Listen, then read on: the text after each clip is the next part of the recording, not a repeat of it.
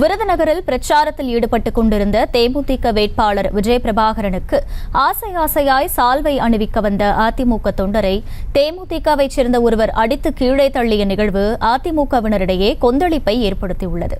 கூடுதல் விவரங்களை செய்தியாளர் பாரிகார்த்திக் வழங்க கேட்கலாம். பாரிகார்த்திக், வணக்கம். முழு விவரங்கள் என்ன? வணக்கம். விருதுநகர் தொகுதியில் பிரச்சாரம் தற்போது சூடுபிடித்து நடைபெற்று வருகிறது. இந்நிலையில் விருதுநகர் தொகுதியில் தேமுதிகனுடைய வேட்பாளர் விஜய் பிரபாகரன் இன்றைய தினம் சிவகாசி சட்டமன்ற தொகுதிக்கு உட்பட்ட பல்வேறு இடங்களில் பிரச்சாரத்தை மேற்கொண்டார். இந்நிலையில் சிவகாசி தொகுதிக்கு உட்பட்ட மத்திய சேனை என்ற கிராமத்தில் பிரச்சாரத்திற்கு வரும் பொழுது அங்கு கூடியிருந்த தேமுதிகவினர் மற்றும் அதிமுகவினர் அவருக்கு சால்வை அணிய காத்திருந்தார்கள்.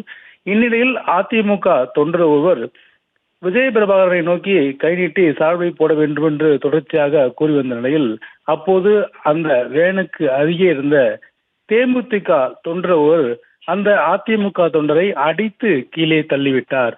இதனால் அந்த இடம் சற்று பரபரப்பாக காணப்பட்டது. மேலும் அங்கிருக்கக்கூடிய கையில் வைத்திருந்த அந்த துண்டையும் அவர் வேனை நோக்கி எறிந்துவிட்டு கோபமாக அந்த முதியவர் சென்று விட்டார்.